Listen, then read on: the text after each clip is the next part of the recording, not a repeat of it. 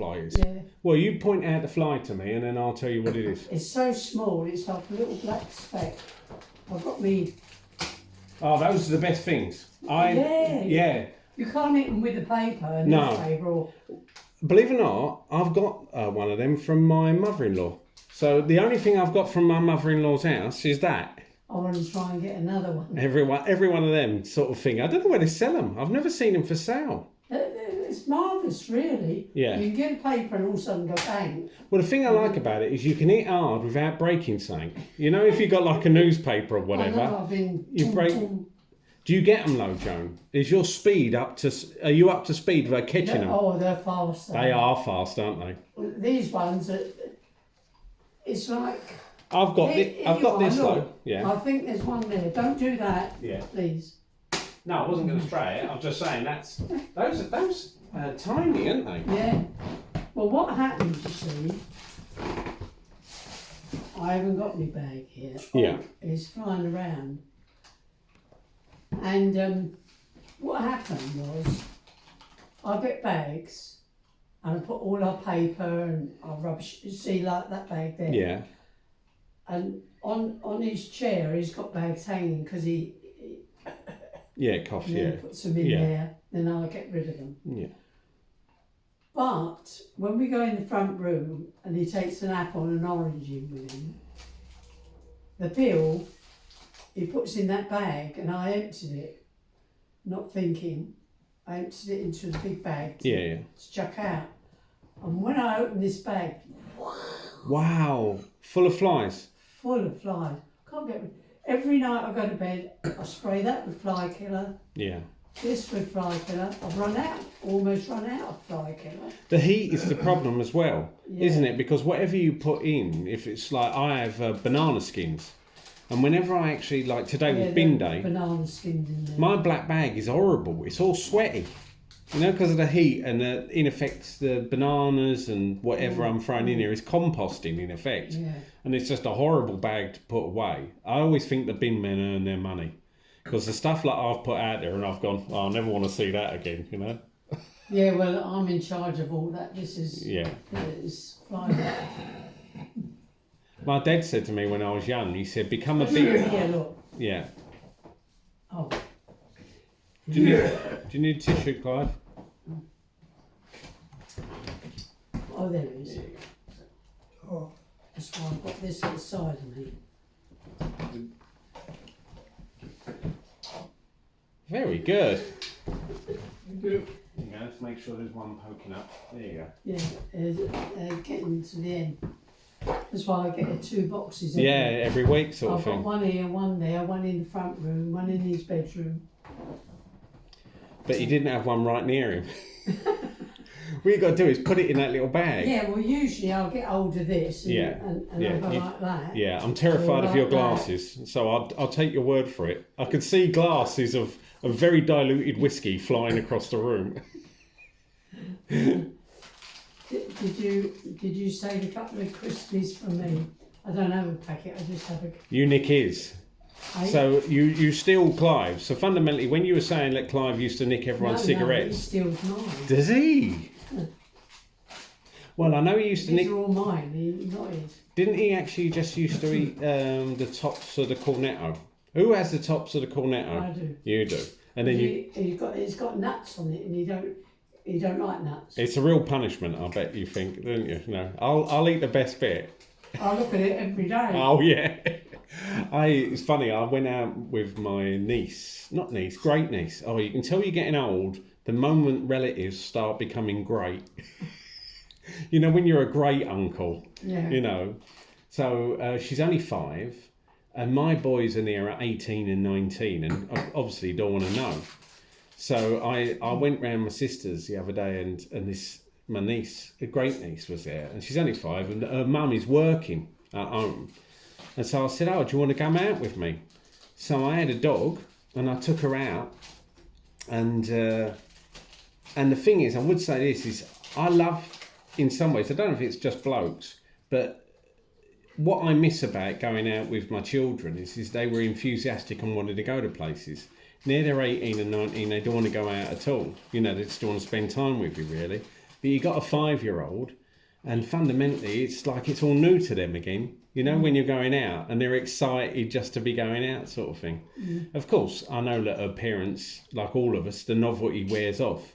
But it's a great thing because I can give them back. So I'll take her out and spend a day with her, and then when she gets tired and grouchy, I can give her back to my to my sister and her daughter. But that's the weird thing as well. I don't know if you find this. My niece and nephew are like 35 and nearly 40, and I think I remember being that age, and I remember you before you were born or when you were born. It's frightening, really. Well, that's from me with Adam, Yes. because I've been with him ever since he was a baby. Bushy used to sit me in the settee, a couple of pillows under my arm, put Adam there, and that's where I used to sit most of the day. Yeah. Oh, coming in. And how old is Adam? Like 20 now? No, he's 18. He looks older. I think it's the glasses and the hair. But he was as I said, it was a couple of years ago since I seen him. He was doing a online computer thing, Twitch, I think it was. But the funny thing is, you say to me you can't keep up. You know, with smartphones now. He was telling me about this Twitch, and I was thinking, you've lost me. I don't understand what you're doing. Do you know what I mean? So it happens to every generation, doesn't it? He wants to get a job either in the police force. Yeah. You know, when someone tries to wipe the screens clean. Yes. And there's somebody who knows a bit more about it. Yeah. And they get it up and they can find out all the information. Steve Bushy or Adam was telling me that I think he was trying to get, this was again a couple of years ago, wasn't he trying to get like a part-time job at GCHQ? Is it in the what they call it, FBI type? Yeah, that's it. The British Secret Service, because they're based around there. Did he get anywhere? Do you know? No, I haven't found out. Yeah. Get out. Both my boys. Oh, can you see it? Yeah. They're almost like the size of a gnat, aren't they? These little flies. They're like the size of a gnat. He's got in that bag just then. Really? Wait a minute. Got in the bag. Yeah. That's it. You eat them. Yeah. I've had my share. As long as I get a little taste of them, and that's it. Yeah. I got I eat low calorie ones like popcorn, and I got a popcorn one which is sweet and salt. But again, the thing is, in truth, you don't eat a lot of food, What do you? What do you eat for dinner then? I mean, you've got nothing eating now. No, Or did you have a dinner before you come out? No, because I set off at like 9:30 this morning. No, I had 2 yogurts for breakfast and 2 bananas, and then I'll probably have nothing for lunch. I have some snacks in my bag. Where have I got them? I had 2 little hi-fi bars. I have these things, which are like Tesco sweet and salty popcorn, but very low calorie. That's the thing, you see. Everything I eat is very low. I would never eat a pack of Walkers. No. Simply because I'm fat, you know. So. Well, you're not as big as you have. No, I know. I'm smaller than I was, but because I'm never quite sure what you're going to be. Yeah. Either thinner or fat. Yeah. Well, I went from 19 stone 4 to 11 stone 10. Right. And that's in the time you've been seeing me. I've never been over 11 stone 10, that's for sure. Yeah. Well, I am taller than you. Yeah.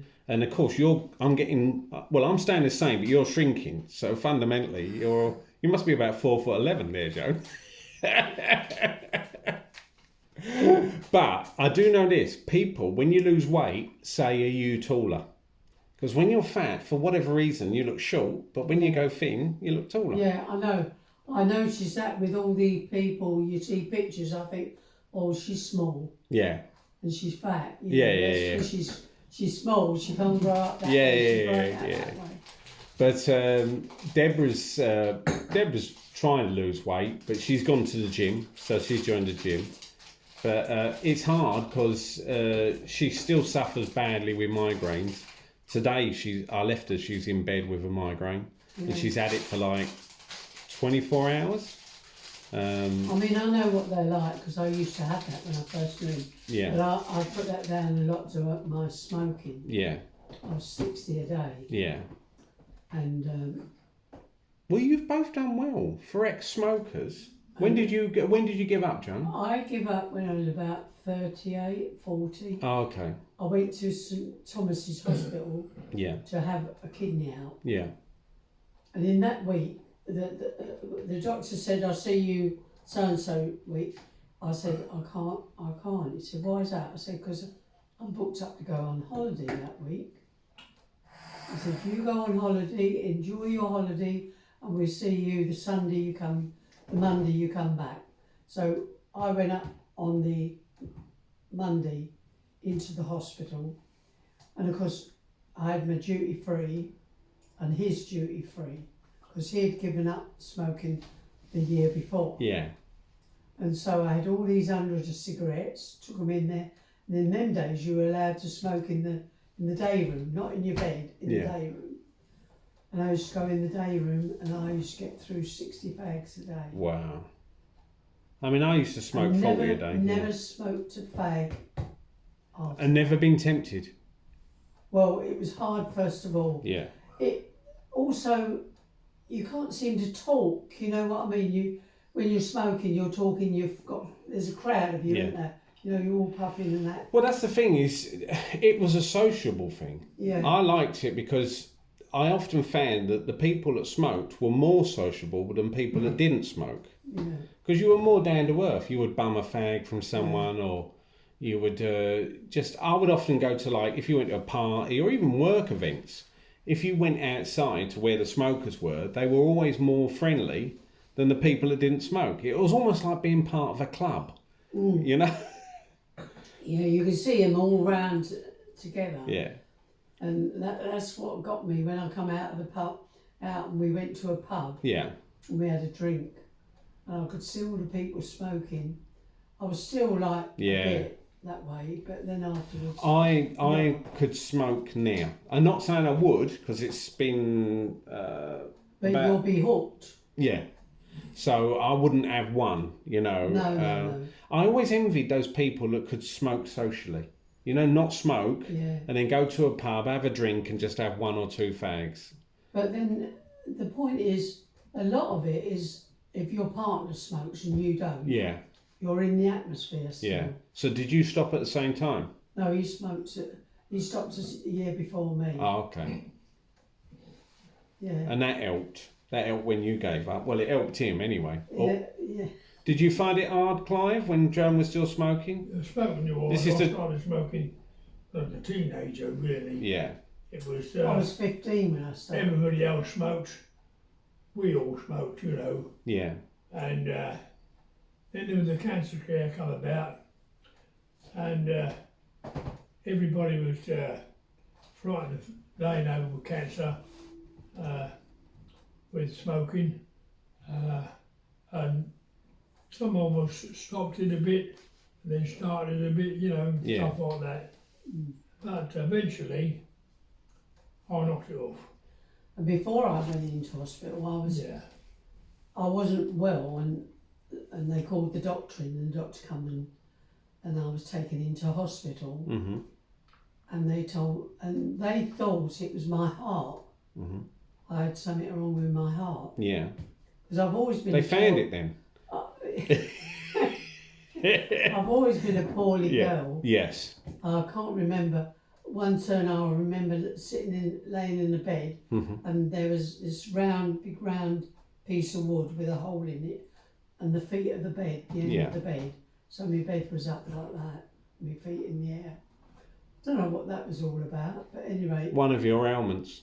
Yeah. When you was young, yeah. And anyway, they thought it was my heart.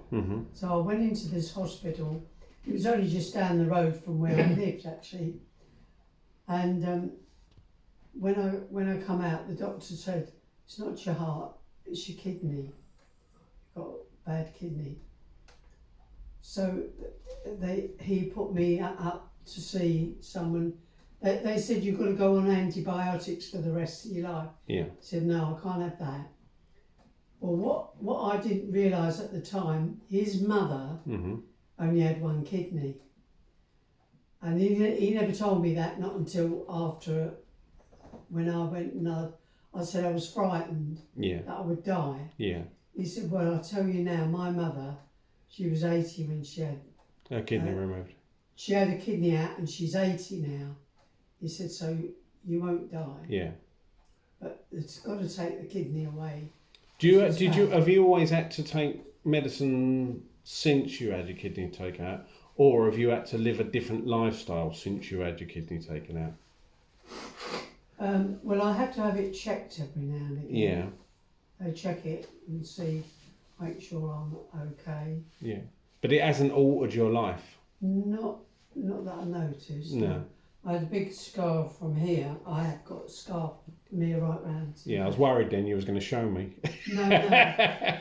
And another one down there. Yeah. I was sterilised at the same time. Yeah. Wow. Double bubble. And when Clive come to visit me, Yeah. he started crying. And I wanted to know why. And it was... He said no sex for 6 months. You see, whatever you talk to me about, I've got a story. Yeah. But this story so far, I was sitting there and he was crying and I said, why did you cry then? Because he came in to visit me, see me. Because he used to come off from Chatham all the way up to St Thomas's Hospital. Yeah. And there I was sitting up with all these bandages wrapped around my head. And I didn't know why. And it was because I remember saying, my eyes. I was going like that. Yeah. And they must have realised that the anaesthetic got to my eyes. Yeah. Because I was born with ptosis, and that is paralysed of the eyelids. Yeah. And I used to have to throw my head back to look at people more. And that's what I'm starting to get with this blindness. It's starting to close a bit. And the last time I went up the Bexhill to see about my eyes was to see the doctor about having an operation to lift my eyelids. Lift your eyelid up, yeah. Because I've had 7 operations on my eyes. Yeah. To like pin it. Is it like pin it? They pin it up a bit. Yeah. So, because I never knew about this, not until my Stephen was little. Mm-hmm. Young lad, you know. And he said, I know you're awake, Mum. And I'm going, go away. And I was laying on the settee and I'd been asleep. Yeah. But my eyes were open. Oh, okay. Because I got no control. Which is really bad for your eyes, isn't it? Well, I got no control over them, you see. But that's how it went. I never knew that, not until my Stephen told me. Yeah. That I was awake, So I've had all these problems. You've had a lot, haven't you? I've had a lot. I know. And Clive's had to live with them. And about 7 different skin complaints. Yeah. Dermatitis, impetigo. What else was it? Oh, there's quite a few. I've forgotten. And you're still here. That's the thing. You're still here. Don't say it like I shouldn't be here. Well, no, I'm just saying you got to give thanks every day, haven't you? Yeah. You know. Oh, what do you call it? It's like that friend Mary who phoned up. Yeah. She was always fancied him. She wants to phone up to find out he's getting on. Not me. You hear that? You got a fancy woman there, Clive. Years ago, when we started going to this Chatham Working Men's Club, we were sitting towards the back of the hall. Mm-hmm. The band was here and we was at the back. And we were sitting on a little round table and she come up and she said, do you mind if we join you? Because it was packed, you know. And we always got up early to make sure we got our seat. And the group was here and we was at the back of the hall like that. She come up and sat with us. And it turns out that she was in the same Dr. Renada's homes as I was. Yeah. I was at the same time? Lilishire Hall. Mm-hmm. Dr. Renada's in Shrewsbury in Shropshire. Yeah. But she was in a year before me. Oh, okay. Because she was a year bit older. Yeah. So, and by the time I got in, she went to another home. But that's where she was. And you've been able to swap stories about it, I guess. Yeah, and she had two brothers, and they were taken away from the mother, and back, put into care for somewhere. And it was all on the Hastings News about it, that they found one another and they met up and. Oh yes, got one of two those Friends brothers. Reunited things. Yeah. Yeah. So whatever you talk about, You got a story. I've got a story. You got a story about it. Oh, Yeah. that's good. Oh, what do you call it?